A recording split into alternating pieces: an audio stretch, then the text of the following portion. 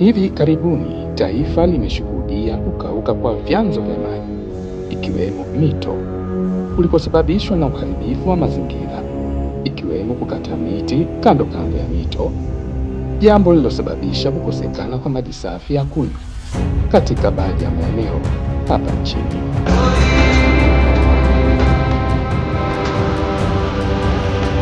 Katika kuliona hili, wadau mbalimbali wa mazingira wamejitokeza katika kutoa elimu ya namna bora ya utunzaji wa mazingira katika vyanzo vya maji, wakiwemo shirika lisilo la kiserikali la Youth Environmental Justice and Gender Equality, yani YOGE, lengo ikiwa ni kujenga uelewa kwa jamii zinazozunguka vyanzo hivyo na kuvilinda ili kuondokana na hatari ya kutoweka kwa vyanzo hivyo.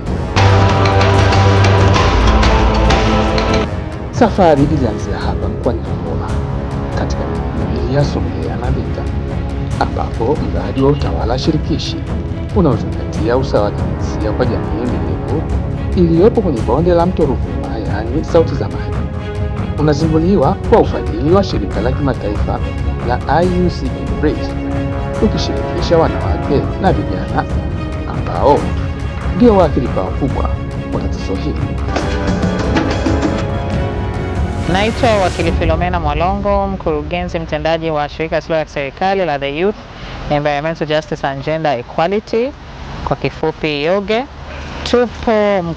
Leo tupo mkoa wa Ruvuma, wilaya ya Songea, na kimsingi tumekuja kwa ajili ya kuzindua mradi ambao shirika la YOGE limefadhiliwa na IUCN-Bridge Women Leadership Grant, Voices for Water Project, na mradi huu unalenga katika kuhamasisha ushiriki wa wanawake na vijana katika water resource management, hususan kwenye maeneo ambapo mto Ruvuma unapita katika mkoa wa Ruvuma.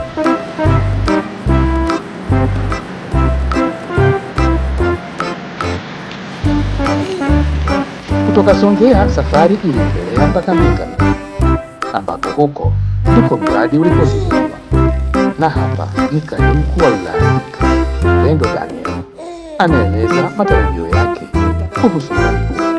Kupitia shughuli mbalimbali zinazotekelezwa ikiwemo mafunzo kwa jamii, mihadhara na midahalo ya wadau, majadiliano ya watunga sheria, mapitio ya sheria ndogo ndogo pamoja na kampeni za vyombo vya habari, mradi unatarajia kuhamasisha usimamizi jumuishi na endelevu wa rasilimali maji. Vilevile utachangia kuimarisha utatuzi wa migogoro inayohusiana na matumizi ya maji na kukuza mbinu stahimilivu dhidi ya athari ya mabadiliko ya tabia nchi. Sauti za Maji, bonde la Ruvuma. Bonde la Ruvuma, Sauti za Maji. Mradi wa utawala shirikishi unaozingatia usawa wa kijinsia kwa jamii endelevu iliyopo kwenye bonde la mto Ruvuma unakuja baada ya kufanyika tathmini iliyovumbua uhitaji wa elimu na uwezeshaji juu ya usimamizi wa uhifadhi bora wa rasilimali za maji, elimu ya utunzaji mazingira wakati wa matumizi ya hifadhi na rasilimali za maji. Tumekuja na mradi huu kwa support ya IUCN-Bridge, na kimsingi ilikuwa ni baada ya tathmini iliyovumbua uhitaji wa elimu na uwezeshaji juu ya kwanza usimamizi na uhifadhi bora wa rasilimali za maji, ila pia elimu ya utunzaji wa mazingira wakati wa matumizi ya hifadhi na rasilimali za maji, ila pia kutokana na uhitaji wa kuunganisha mamlaka na tawala husika zinazoratibu rasilimali za maji na pamoja na jamii. Kwa tuko hapa leo, mashirika yetu ni kama kiunganishi kati ya jamii na uongozi ambao unahusika na utunzaji wa mazingira pamoja na rasilimali za maji. Mto Ruvuma ni miongoni mwa mito mikubwa iliyopo hapa nchini, ambao ni rasilimali muhimu katika kuchochea fursa nyingi za kiuchumi, ikiwemo kilimo, uvuvi, ufugaji na nyinginezo.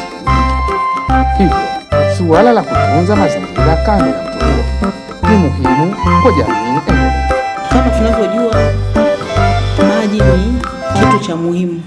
Kutokana na tabia za mabadiliko ya nchi, mito mingi inakauka, na wanaoathirika katika mkauko huo ni wanawake ambao ndio wanaochota maji. Hivyo basi huu mradi unaenda kumkomboa mwanamke. Mwanamke akihifadhi vizuri mto, akihifadhi vizuri mazingira, basi tunaenda kufanya ongezeko la maji na wanawake hawatapata shida katika kutafuta maji. Hali ya nchi itakaa vizuri, hakutakuwa na jangwa, na tuna uhakika kabisa uwepo wa maji ya kutosha katika mto wetu Ruvuma utakuwa endelevu. Na iwapo kama watatumia vibaya mto Ruvuma, ina maana kwamba mto Ruvuma unaenda kukauka na ekolojia yake yote. Na tunajua mto Ruvuma unategemewa na watu wengi sana. Mto Ruvuma ndio unayefua ile hydroelectric power pale Chipole, wanategemea huo mto. Mto Ruvuma ndio unasaidia kulisha shamba la Vivu. Hivyo unaweza kusema kwamba mto Ruvuma ni uti wa mgongo wa mkoa wa Ruvuma. Kwa hiyo unategemewa sana katika shughuli za maendeleo katika mkoa wetu.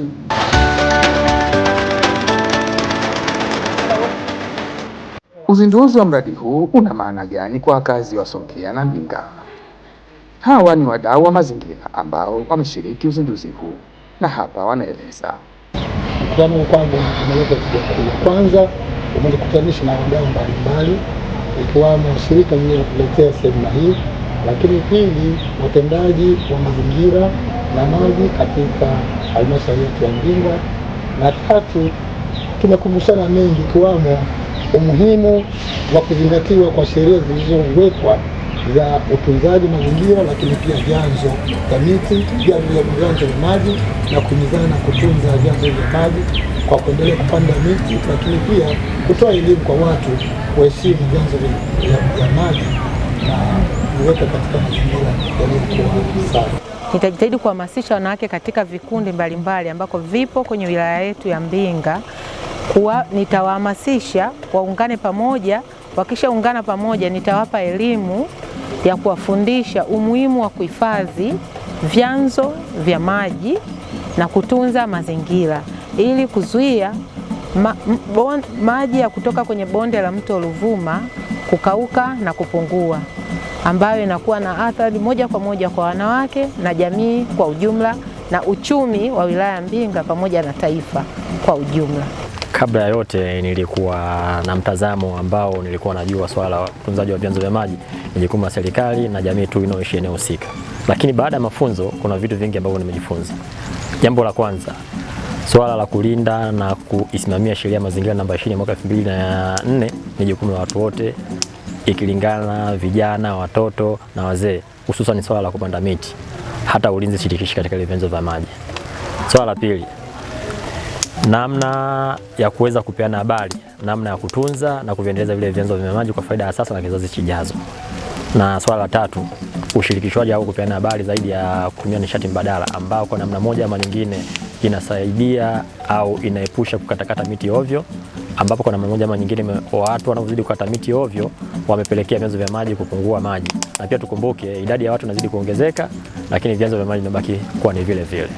Kama shirika la HRNS pia tunaunga hizi juhudi kutoka kwenye mashirika ya yoge kwamba tutajitahidi kuendelea kugawa miche ya kivuli, lakini pia miche ambayo ni rafiki sana kwenye vyanzo vya maji kwa ajili ya kuendeleza kutunza hili bonde, kuendelea kutoa elimu kwa jamii hasa wanawake na vijana kuhusiana na utunzaji wa vyanzo vya maji hususan hilo bonde letu la mto Ruvuma, lakini pia kushirikisha vijana katika upandaji wa miti na kampeni mbalimbali za kufanya bonde letu liwe hai. Mradi wa utawala shirikishi unaozingatia usawa wa kijinsia kwa jamii endelevu iliyopo kwenye bonde la mto Ruvuma, ambao utatekelezwa kwa kipindi cha miezi 6, unakwenda kujumuisha shughuli mbalimbali ikiwemo mafunzo kwa wadau, mdahalo kwa wananchi, mafunzo na mazungumzo kwa watunga sera na sheria ndogo ndogo, na kwamba unatarajia kuwafikia watu 20,000.